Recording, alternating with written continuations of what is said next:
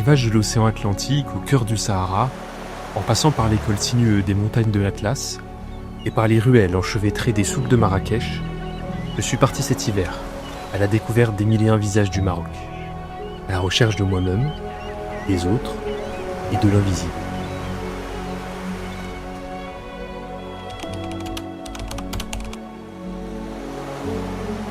Je m'appelle Nam et je suis heureux de vous retrouver dans ce deuxième épisode de Travel Stories, entre dunes et vagues.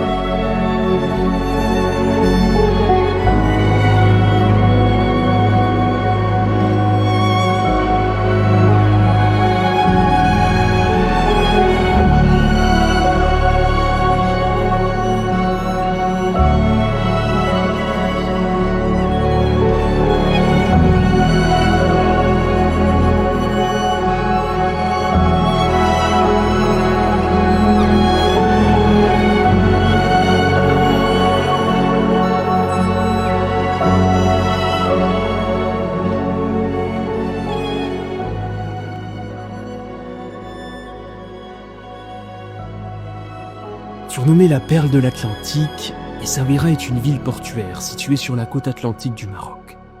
Cette cité multiculturelle d'environ 70 000 habitants est à la fois réputée pour son riche patrimoine historique et pour ses activités de pêche. Dotée d'une architecture unique, la médina d'Essaouira est inscrite au patrimoine mondial de l'UNESCO depuis 2001.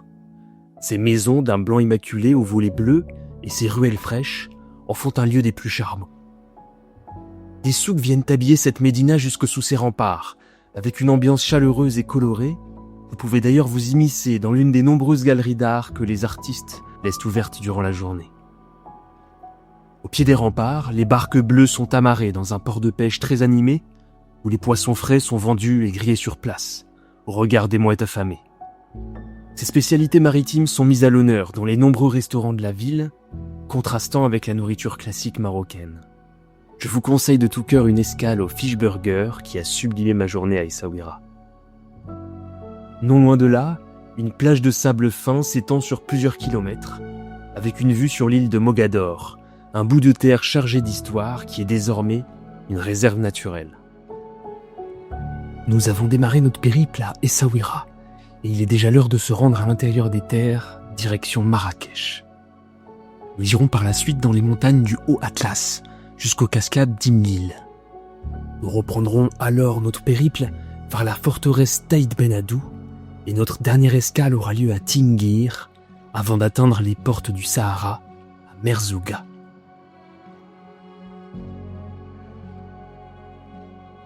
Tout au long de notre périple, nous ferons quelques visites à la rencontre de l'artisanat marocain et notre première escale aura lieu dans une coopérative d'huile d'argan. L'arganier est un arbre endémique du sud-ouest du Maroc, dont le fruit est exploité dans des coopératives. Le roi du Maroc, Mohamed VI, a mis sur pied ce réseau de coopératives pour créer des emplois à de nombreuses femmes à travers le pays. Certaines s'occupent de la création de produits à base d'argan, un travail minutieux qui nécessite de casser ces fruits à coque et de séparer leurs composants, résultant des huiles, savons et nourriture pour animaux. D'autres s'occupent de la vente et du tourisme, ce qui permet de vendre sur place leurs produits et de montrer leur savoir-faire. L'huile d'argan a de nombreuses propriétés pour la peau et pour les cheveux, ce qui en fait un produit cosmétique très prisé et 100% naturel.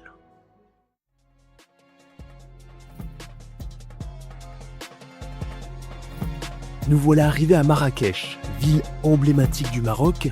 Il s'agit d'une des 4 villes impériales du pays, dont la médina est une des plus grandes et des plus peuplées d'Afrique du Nord. Inscrite au patrimoine mondial de l'UNESCO depuis 1985, ces remparts ont été érigés il y a plusieurs centaines d'années, au XIIe siècle. Marrakech est une ville pleine de vie, dont les maisons de couleur ocre et les innombrables étals viennent renforcer ce sentiment de chaleur. En effet, la conception des riads et des terrasses de toit permettent de profiter pleinement du soleil et de la fraîcheur de la nuit. Plongeons à présent dans l'effervescence de Marrakech.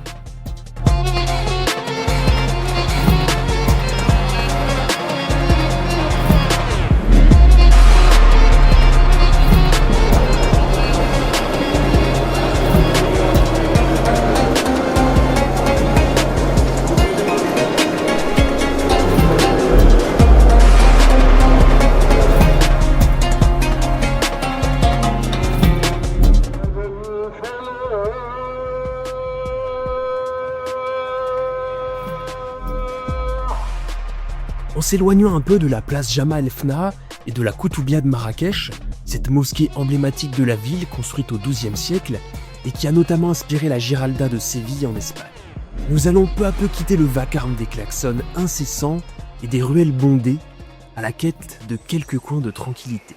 Quoi de mieux que le jardin botanique Majorelle pour cela? Fondé par l'artiste peintre Jacques Majorelle en 1931 en s'inspirant des oasis et des jardins marocains et mauresques, il sera racheté par Michel Berger et Yves Saint Laurent, qui ont chacun ouvert un musée, le musée des Arts berbères et le musée Yves Saint Laurent. Ce jardin a également été désigné en 2022 par House Fresh comme le deuxième plus beau jardin au monde, un beau palmarès. Pour ma part, j'ai particulièrement aimé la Médersa Ben Youssef, une école coranique qui permet de retracer le quotidien des élèves avec ses 132 chambres et sa magnifique cour centrale. Mon autre coup de cœur, c'est le musée Dar el Bacha, qui signifie Maison du Pacha, et son café de renom. Construit en 1910, c'est en 2017 que le lieu a été transformé en musée des confluences et inauguré par Mohamed VI. Ce lieu permet de se rendre compte de toute la richesse ornementale et architecturale marocaine, entre pierre, marbre, bois de cèdre et céramique. Tous ces matériaux sont sublimés à travers une multitude de couleurs et de formes géométriques. Vous pourrez également visiter de nombreux lieux et musées à Marrakech, parmi eux le palais de la Baïa, un grand palais construit au XIXe siècle par Si Moussa, grand vizir du sultan Hassan I, comme résidence personnelle pour lui et sa famille. Le palais regroupe à la fois de nombreux espaces, cours, jardins et couloirs aux allures de labyrinthe. Le palais El-Badi, construit au XVIe siècle par le sultan Ahmad el-Mansour, dirigeant de la dynastie saadienne. À l'époque érigé comme symbole de pouvoir, le palais abritait le harem du sultan qui comprenait plus de 500 femmes. Et en parlant de la dynastie saadienne, les tombeaux saadiens se trouvent non loin de là, mais le lieu est très concentré et victime de son succès. Enfin, si vous désirez vous relaxer, mangez alors sur une terrasse de toit, à la tombée de la nuit, après un authentique hammam vous délivrera une belle nuit de sommeil. Nous allons à présent quitter la ville pour les montagnes du Haut Atlas.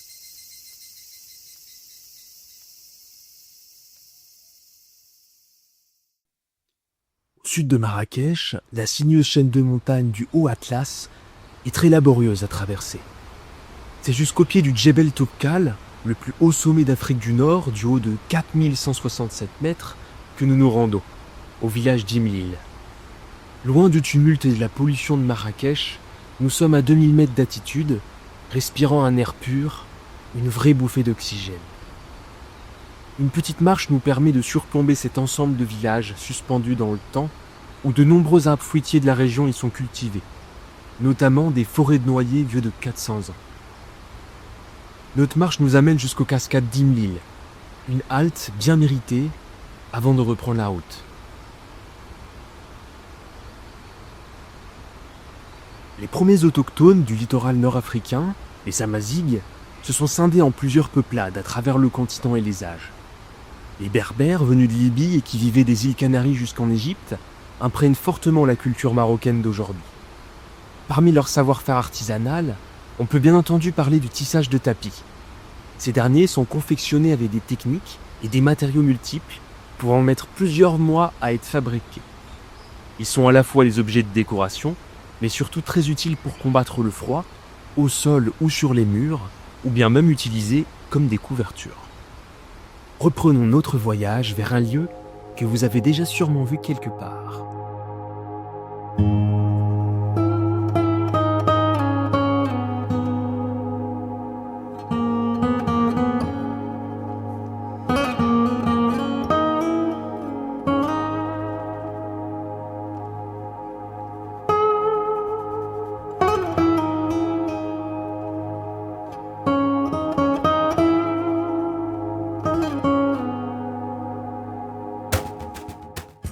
Benadou, ça veut dire le fils d'Adou, qui a été à l'initiative de la construction.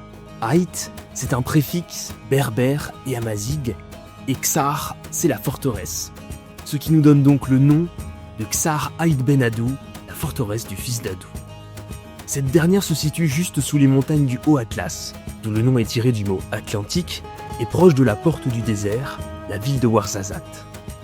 Haït Benadou est un ancien comptoir commercial qui reliait Marrakech jusqu'à Tombouctou au Mali, alors qu'elle est située entre 450 km d'étendue désertique et de hauts sommets montagneux, et que la rivière qui y passe est salée due aux minerais des montagnes. Le climat y est de plus en plus aride, le soleil cogne toute l'année et les rares pluies n'imprègnent plus le sol, ce qui ne nourrit pas la terre et crée des inondations. L'été y est suffocant, on atteint facilement les 47 degrés Celsius, des conditions de vie extrêmes pour l'être humain. Les habitants ayant déménagé dans la nouvelle ville, il ne reste que quelques familles dans la forteresse.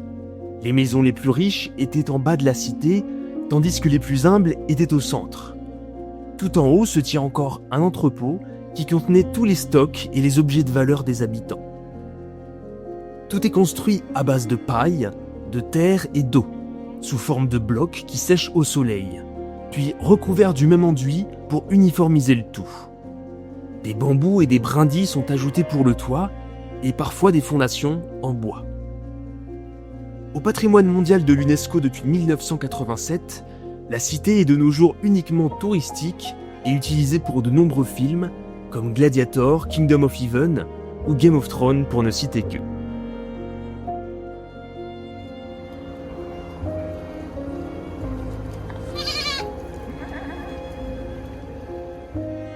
Nous voici arrivés à Tingir, qui signifie le lieu de la montagne en amazigh.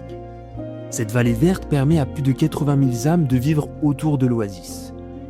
L'eau qui y coule est précieusement irriguée à travers des lopins de terre répartis entre chaque famille. De nombreux arbres fruitiers, comme des palmiers ou des oliviers, y poussent abondamment. Beaucoup d'entre eux ont le tronc brûlé, non pas à cause de la canicule, mais des incendies contrôlés qui visent à éliminer les termites, tout en évitant l'utilisation de pesticides, puisque de nombreux enfants mangent les fruits, à même les arbres. Non loin de là, changement de décor, aux gorges du Toudga, un décor surréaliste d'où l'eau cristalline surgit du sol. Cette zone a longtemps été utilisée par les nomades. En effet, de nombreux tunnels sont creusés dans la roche, ce qui en fait un très bon abri.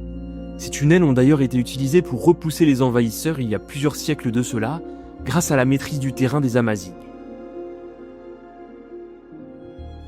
Et il est déjà temps de reprendre notre route, en direction cette fois-ci du Sahara.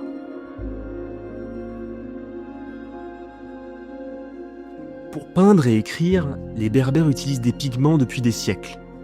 Les couleurs sont faites à partir de thé sucré, de safran et de bleu indigo. En brûlant légèrement le papier, le pigment fixe sa couleur tout en répandant une odeur de crème brûlée à cause du sucre. Ce procédé était jadis utilisé par les Amazighs pour révéler le contenu de leurs missives, afin d'éviter que leurs informations tombent entre de mauvaises mains.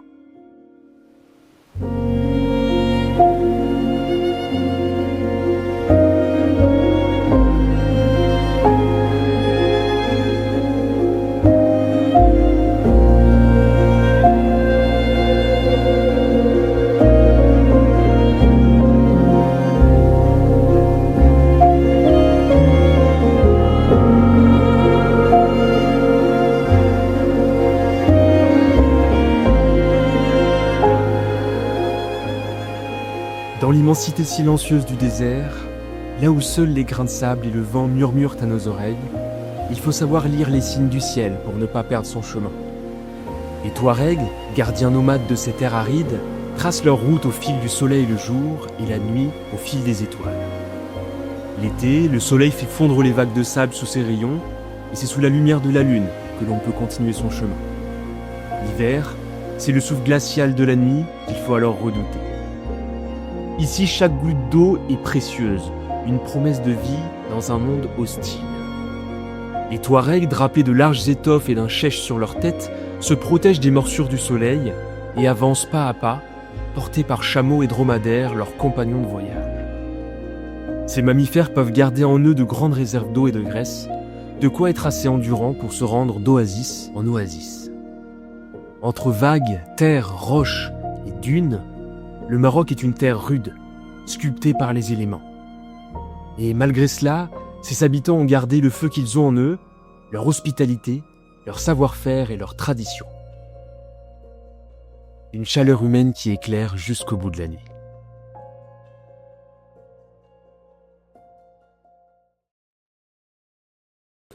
Merci beaucoup d'avoir suivi ce deuxième épisode de Travel Stories au Maroc. Si vous avez passé un bon moment, un petit like, un commentaire, un partage à votre entourage, ça peut vraiment aider à la diffusion de l'épisode.